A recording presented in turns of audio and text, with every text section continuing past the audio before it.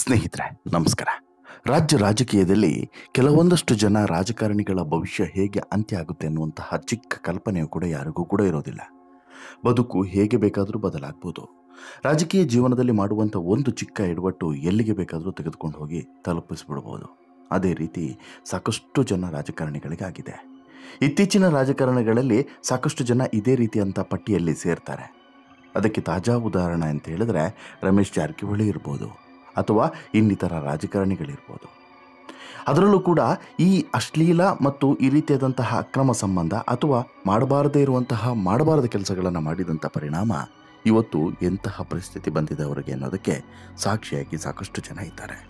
ನಂತರ ಅವರ ರಾಜಕೀಯ ಜೀವನವು ಕೂಡ ಒಂದು ರೀತಿಯಲ್ಲಿ ಮಗ್ಗಲ ಮುಳ್ಳಾಗಿ ಚುಚ್ಚುತ್ತಾನೆ ಇರ್ತದೆ. ಜೊತೆಗೆ ಅದು ಪರದೆಯ ಹಿಂದೆ ಸರಿತಾನೆ ಇರ್ತದೆ. ಅದಕ್ಕೆ ಹೊಸದೊಂದು ಸೇರ್ಪಡೆ ಅಂತ ಹೇಳಿದ್ರೆ ಬಹುಶಃ ಮುನಿರತ್ನ ಅಂತೇಳಿ ಅನಿಸುತ್ತೆ.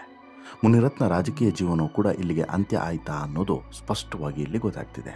ಯಾಕೆ ಮುನಿರತ್ನ ರಾಜಕೀಯ ಅಂತ್ಯವು ಕೂಡ ಇಲ್ಲಿಂದ ಶುರುವಾಯ್ತಾ?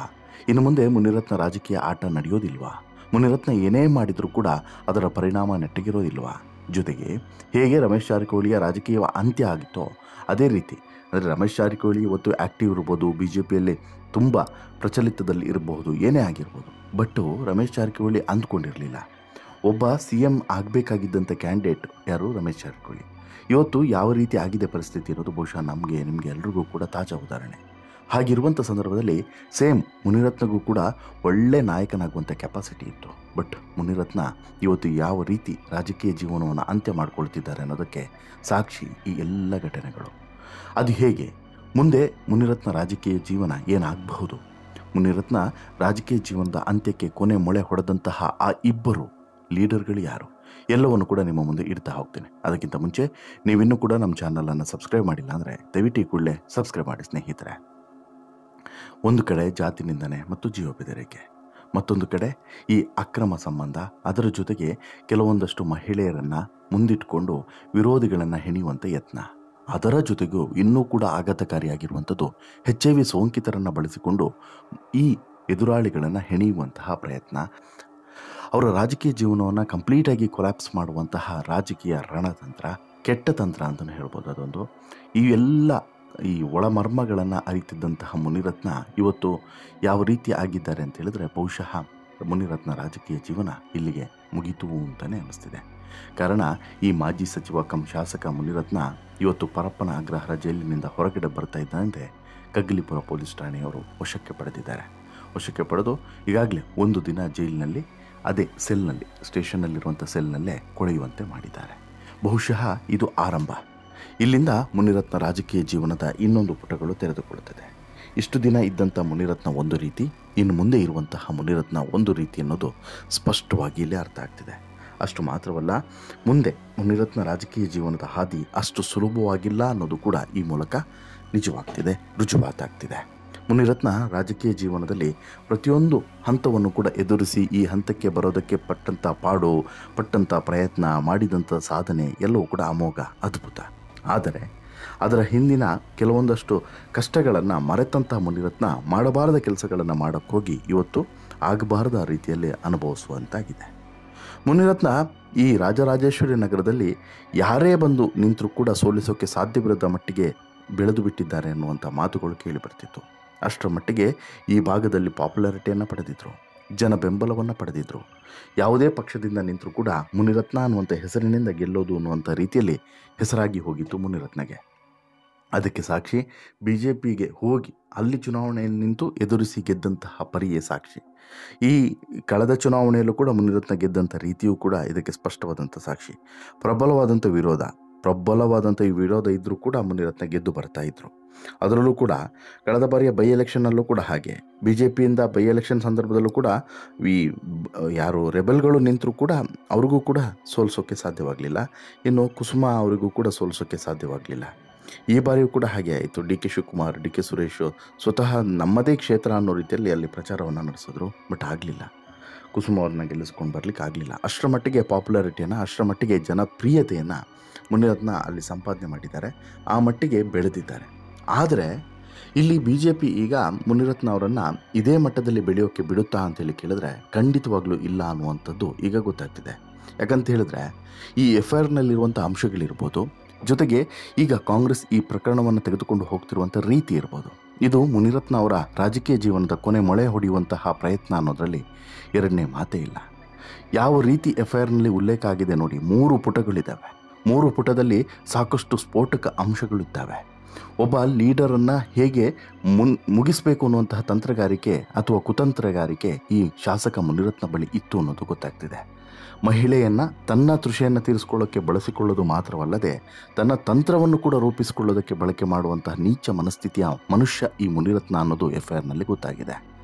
ಎಲ್ಲಿವರೆಗೆ ಅಂತ ಹೇಳಿದ್ರೆ, ನಿನ್ನನ್ನು ನೋಡಿದ್ರೆ ನನ್ನ ಮೈ ಜುಮ್ ಅನ್ನುತ್ತೆ ಅನ್ನೋ ರೀತಿಯಲ್ಲಿ, ಅಂದರೆ ಒಬ್ಬ ಪೋಲಿ ಹುಡುಗ ಹೇಳೋ ರೀತಿಯಲ್ಲಿ ಒಬ್ಬ ಶಾಸಕ ಹೇಳ್ತಾನೆ ಅಂತ ಹೇಳಿದ್ರೆ ಆತ ಇನ್ನೆಂಥ ಕಾಮುಕ ಇರಬಹುದು ನೀವೇ ಆಲೋಚನೆ ಮಾಡಿ. ಜೊತೆಗೆ ಆಕೆಗೆ ಒಪ್ಪಿಗೆ ಇರದಿದ್ದರೂ ಕೂಡ ಆಕೆಯ ಜೊತೆಗೆ ಲೈಂಗಿಕ ಕ್ರಿಯೆಯನ್ನು ನಡೆಸಿ ಅದನ್ನು ವಿಡಿಯೋ ಚಿತ್ರೀಕರಣ ಮಾಡಿ, ಕದ್ದು ವಿಡಿಯೋ ಚಿತ್ರೀಕರಣ ಮಾಡಿ ಅದನ್ನು ಹಿಡ್ಕೊಂಡು ಬ್ಲ್ಯಾಕ್ ಮೇಲ್ ಮಾಡ್ತಾನೆ ಅಂತ ಹೇಳಿದ್ರೆ ಇವನೆಂಥ ಕಿರಾತಕ ಇರ್ಬೋದು ನೀವೇ ಆಲೋಚನೆ ಮಾಡಿ. ಅಷ್ಟು ಮಾತ್ರವಲ್ಲ, ವಿಡಿಯೋ ಕಾಲ್ ಮಾಡಿಬಿಟ್ಟು ವಿಡಿಯೋ ಕಾಲ್ ಮಾಡಿದ ಕ್ಷಣದಲ್ಲೇ ನಗ್ನನಾಗಬೇಕು ನೀನು ಅಂತ ಹೇಳಿಬಿಟ್ಟು ಹೇಳ್ತಾನೆ ಅಂತ ಹೇಳಿದ್ರೆ ಇವನೆಂಥ ವಿಕೃತ ಇರ್ಬೋದು ನೀವು ಆಲೋಚನೆ ಮಾಡ್ಕೊಳ್ಳಿ. ಬಹುಶಃ ಪ್ರಜ್ವಲ್ ರೇವಣ್ಣ ಬಗ್ಗೆ ಕೇಳಿರ್ತೀರಾ, ಸೂರಜ್ ರೇವಣ್ಣ ಬಗ್ಗೆನೂ ಕೂಡ ಕೇಳಿರ್ತೀರಾ. ಇದಾದ ಬಳಿಕ ಈಗ ಮತ್ತೊಬ್ಬ ರಾಜಕಾರಣಿಯ ಬಗ್ಗೆ ನೀವು ಕೇಳುವಂತಾಗಿದ್ದು ಅಂತ ಹೇಳಿದ್ರೆ ಅದೇ ಈ ಮುನಿರತ್ನನ ಬಗ್ಗೆ. ಎಲ್ಲಿವರೆಗೆ ಅಂತ ಹೇಳಿದ್ರೆ, ನಾನು ಸಿನಿಮಾ ಎಡಿಟನ್ನು ಮಾತ್ರ ಮಾಡಿಸೋದಿಲ್ಲ, ಈ ವಿಡಿಯೋಗಳ ಎಡಿಟನ್ನು ಕೂಡ ಮಾಡಿಸ್ತೀನಿ ಅಂತ ಹೇಳಿ ಬೆದರಿಕೆಯನ್ನು ಹಾಕಿ ಆಕೆಯನ್ನು ಹನಿ ಟ್ರ್ಯಾಪ್ ಮಾಡೋಕ್ಕೆ ಬಳಸ್ಕೊಳ್ತಾನೆ ಅಂತ ಹೇಳಿದ್ರೆ ಈತ ಇನ್ನೆಂಥ ಗಿರಾಕಿ ಇರ್ಬೋದು ನೀವೇ ಆಲೋಚನೆ ಮಾಡ್ಕೊಳ್ಳಿ. ಒಂದು ವಿಡಿಯೋವನ್ನು ಇಟ್ಕೊಂಡು 2020ರಿಂದ 2022 ಅವಧಿಯಲ್ಲಿ ನಿರಂತರವಾದಂತಹ ದೌರ್ಜನ್ಯವನ್ನು ನಡೆಸಿದಂತಹ ಈತ ಹನಿ ಟ್ರಾಪ್ಗೂ ಕೂಡ ಬಳಕೆ ಮಾಡಿಕೊಂಡಿದ್ದ ಅಂತ ಹೇಳಿದ್ರೆ ನಿಮಗೆ ಏನು ಅನಿಸ್ಬೋದು ಯೋಚನೆ ಮಾಡಿ. ಹೀಗಾಗಿ ಇಲ್ಲಿ ಈ ಮುನಿರತ್ನ ವಿರುದ್ಧ ಈಗ ಸಾಕಷ್ಟು ಆರೋಪಗಳು ಕೇಳಿ ಬಂದಿದ್ದು. ಅದರ ಜೊತೆಗೆ ಗಂಭೀರವಾದಂಥ ಒಂದು ಆರೋಪ ಏನಂತ ಹೇಳಿದ್ರೆ, ಈ ಮುನಿರತ್ನಗೆ ಪರಿಚಯ ಇರುವಂತಹ HIV ಸೋಂಕಿತರನ್ನು ಈತನ ವಿರೋಧಿಗಳ ಬಳಿ ಕಳಿಸಿ, ಅಂದರೆ ಅವ್ರ ಜೊತೆಗೆ ಇವರು ಮಲಗಬೇಕು ಆ ರೀತಿ ಕಳಿಸಿ ಅವರು ಆವಾಗ HIV ಸೋಂಕಿತರ ಜೊತೆಗೆ ಸಂಪರ್ಕವನ್ನು ಬೆಳೆಸಿ ಅವರಿಗೆ ಈ ಸೋಂಕನ್ನು ಹರಡುವಂಥದ್ದು. ಆ ಮೂಲಕ ಜೀವನ ಪರ್ಯಂತ ಅವರು ಈ ಸೋಂಕಿನಿಂದ ಬಳಲಬೇಕು, ಬೆಂಡಾಗಬೇಕು, ಅವರ ಜೀವನವೇ ಸರ್ವನಾಶ ಆಗಬೇಕು. ಇಂಥದ್ದೊಂದು ಕೆಟ್ಟ ಆಲೋಚನೆ ಯಾರಿಗೂ ಕೂಡ ಬರೋಕ್ಕೆ ಸಾಧ್ಯವಿಲ್ಲ. ಅಂತಹ ಕೆಟ್ಟ ಆಲೋಚನೆಯನ್ನು ಮಾಡಿ ಅವರ ರಾಜಕೀಯ ಬದುಕನ್ನು ಅಥವಾ ಅವರ ಜೀವನವನ್ನೇ ಸರ್ವನಾಶ ಮಾಡಬೇಕು ಅಂತ ಹೇಳಿ ಅಂದ್ಕೊಂಡಿದ್ದ ಈ ಮುನಿರತ್ನ ಅಂತ ಹೇಳಿದ್ರೆ ಬಹುಶಃ ಯಾರು ತಾನೇ ಈತನನ್ನು ಸಹಿಸಿಕೊಳ್ತಾರೆ ಹೇಳಿ. ಇನ್ನು BJPಯವರನ್ನು, ಕಾಂಗ್ರೆಸ್ ಅವರನ್ನು ಯಾರನ್ನೂ ಕೂಡ ಈತ ಬಿಟ್ಟಿಲ್ಲ. BJPಯಲ್ಲಿ ಅಶೋಕ್ ನಾಯಕನನ್ನೇ ಇವನು ಬಿಟ್ಟಿಲ್ಲ ಅಂತ ಹೇಳಿದ್ರೆ ಇನ್ನು ಕಾಂಗ್ರೆಸ್ ಅವರನ್ನು ಬಿಡೋದುಂಟ. ಹೀಗಾಗಿ ಈಗ BJPಯ ನಾಯಕರು ಗಂಭೀರವಾಗಿ ಈ ಪ್ರಕರಣವನ್ನು ಸ್ವೀಕರಿಸಿದ್ದಾರೆ. ಮುನಿರತ್ನ ಜೀವನವನ್ನು ಅಥವಾ ಮುನಿರತ್ನ ರಾಜಕೀಯ ಜೀವನವನ್ನು ಇಲ್ಲಿಗೆ ಅಂತ್ಯ ಮಾಡಿಸಬೇಕು ಅನ್ನುವಂತಹ ಪ್ರಯತ್ನಕ್ಕೆ ಕೈ ಹಾಕಿದ್ದಾರೆ. ಇನ್ನು ಮುಂದೆ ಯಾವುದೇ ರೀತಿಯಾದಂಥ ಹುದ್ದೆಯನ್ನು ಮುನಿರತ್ನಗೆ ಕೊಡುವಂತಹ ನಿಟ್ಟಿನಲ್ಲಿ BJP ಆಲೋಚನೆಯಲ್ಲಿ ಇಲ್ಲ ಸದ್ಯಕ್ಕೆ. ಆನಂತರ ಈಗಾಗಲೇ ಶೋಕಾಸ್ ನೋಟಿಸನ್ನು ಕೊಟ್ಟಾಗಿದೆ. ಪೊಲೀಸ್ ತನಿಖೆ ಮುಗಿತಾ ಇದ್ದಂತೆ ಇದರ ಬಗ್ಗೆನೂ ಕೂಡ ಹೆಚ್ಚಿನ ಕ್ರಮವನ್ನು ತೆಗೆದುಕೊಳ್ಳಬೇಕು ಅಂತ ಹೇಳಿಬಿಟ್ಟು ಹೈಕಮಾಂಡ್ ಸೂಚನೆಯನ್ನು ಕೊಟ್ಟಿದೆ ಅನ್ನೋದು ಕೂಡ ಗೊತ್ತಾಗ್ತಿದೆ. ಈಗಾಗಲೇ ರಾಜ್ಯದ ನಾಯಕರಿಗೆ ಖಡಕ್ ಸೂಚನೆಯನ್ನು ರವಾನಿಸಿದ್ದಾರೆ.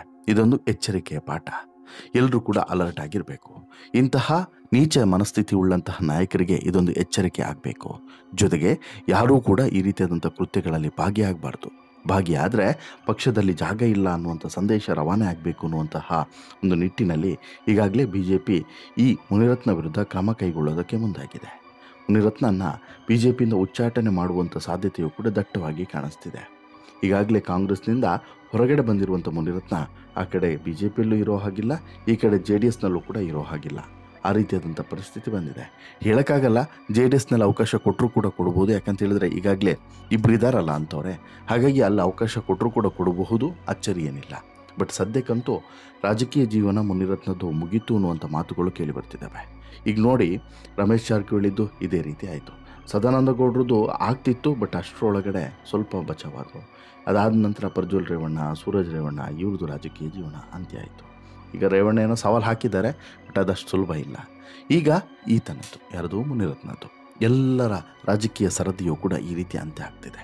ಹಾಗಾದರೆ ಇದರ ಹಿಂದೆ ಇರುವಂತಹ ಆ ಎರಡು ಪ್ರಬಲ ನಾಯಕರು ಯಾರು ಅನ್ನುವಂತಹ ಚರ್ಚೆಗಳು ನಡೀತಿರುವಂಥ ಸಂದರ್ಭದಲ್ಲಿ ಆ ಮಹಾನಾಯಕನ ಕೈವಾಡ ಇಲ್ಲೂ ಕೂಡ ಇದೆಯಾ ಅನ್ನುವಂಥದ್ರ ಬಗ್ಗೆಯೂ ಕೂಡ ಚರ್ಚೆಗಳು ನಿಧಾನಕ್ಕೆ ಶುರುವಾಗಿದೆ. ಯಾಕಂತ ಹೇಳಿದ್ರೆ ಈ ಮುನಿರತ್ನ ನೇರವಾಗಿ ಸವಾಲು ಹಾಕಿದ್ದು ಆ ಮಹಾನಾಯಕ ಬ್ರದರ್ಸ್ ವಿರುದ್ಧನೇ. ಅವರೇ ಇಲ್ಲೂ ಕೂಡ ಕೈ ಆಡಿಸಿದ್ದಾರಾ? ಅವರಿಂದನೇ ಮುನಿರತ್ನ ರಾಜಕೀಯ ಜೀವನ ಅಂತ್ಯ ಆಯಿತಾ? ಅವರ ರಾಜಕೀಯ ಜೀವನವನ್ನು ಅಂತ್ಯ ಮಾಡುವಂತಹ ಪ್ರಯತ್ನವನ್ನು ಮಾಡಿದಂತಹ ಮುನಿರತ್ನಗೆ ಇವತ್ತು ಅದೇ ಹೇಗೆ ತಿರುಮಂತ್ರ ಆಯಿತು ಅನ್ನೋದಕ್ಕೆ ಸಾಕ್ಷಿ ಇದು. ಅದಕ್ಕೆ ಹೇಳೋದಲ್ವಾ, ತಾನೊಂದು ಬಗೆದರೆ ದೈವ ಇನ್ನೊಂದು ಬಗೆಯಿತು ಅಂತೇಳಿ. ಇಲ್ಲಿ ಹಾಗೆ ಆಗಿದೆ ಅಂತಲೇ ಹೇಳಬಹುದು. ಅಸಲಿಗೆ ಮುನಿರತ್ನಗೆ ಅಸಲಿ ಸಂಕಷ್ಟ ಈಗ ಶುರುವಾಗ್ತಿದೆ. ಒಂದು ಕಡೆ ಕಾನೂನಿನ ಕುಳಿಕೆ, ಮತ್ತೊಂದು ಕಡೆ ರಾಜಕೀಯದ ಕುಳಿಕೆ. ಇದೆರಡರಿಂದ ಮುನಿರತ್ನ ಬಚಾವಾಗೋದು ತುಂಬ ಕಷ್ಟ. ಮುನಿರತ್ನ ರಾಜರಾಜೇಶ್ವರಿ ನಗರ ವ್ಯಾಪ್ತಿಯ ಜನರಿಗೆ ಇನ್ನು ಬಹುಶಃ ಹೆಸರು ಮಾತ್ರ. ಕಾರಣ, ರಾಜಕೀಯದಲ್ಲಿ ಯಾವುದೇ ರೀತಿಯಾದಂಥ ಹುದ್ದೆಗಳು ಮುನಿರತ್ನಗೆ ಸಿಗೋದು ತುಂಬ ಕಷ್ಟ ಅಂತಲೇ ಹೇಳ್ಬೋದು. ಬಟ್ ಹಾಗಂದ ಮಾತ್ರಕ್ಕೆ ರಾಜಕಾರಣಿಗಳಿಗೆ ಮಾನನೂ ಇಲ್ಲ, ಮರ್ಯಾದೆನೂ ಇಲ್ಲ ಕೆಲವರಿಗೆ. ಆ ನಿಟ್ಟಿನಲ್ಲಿ ಈ ಮುನಿರತ್ನನು ಕೂಡ ಸೇರ್ಕೊಳ್ತಾರ, ಕಾದು ನೋಡಬೇಕು. ನಿಮಗೇನನ್ಸುತ್ತೆ ಸ್ನೇಹಿತರೆ, ಮುನಿರತ್ನ ಮೇಲೆ ಬಂದಿರುವಂಥ ಈ ಆರೋಪಗಳು ಮತ್ತು ಮುನಿರತ್ನ ರಾಜಕೀಯ ಜೀವನದ ಬಗ್ಗೆ ನಿಮ್ಮ ಅಭಿಪ್ರಾಯ ಏನು? ಇಲ್ಲಿಗೆ ಅಂತ್ಯ ಆಗಬಹುದು ಅಂತೇಳಿ ನಿಮಗೂ ಕೂಡ ಅನಿಸುತ್ತಾ? ದಯವಿಟ್ಟು ಕಮೆಂಟ್ ಮಾಡಿ ತಿಳಿಸಿ. ಜೊತೆಗೆ ಈ ಸ್ಟೋರಿ ಇಷ್ಟ ಆಯಿತು ಅಂತ ಹೇಳಿದ್ರೆ ಲೈಕ್ ಮಾಡಿ, ಶೇರ್ ಮಾಡಿ, ಚಾನಲ್ಗೆ ಸಬ್ಸ್ಕ್ರೈಬ್ ಆಗೋದನ್ನು ಮರಿಬೇಡಿ. ಧನ್ಯವಾದ.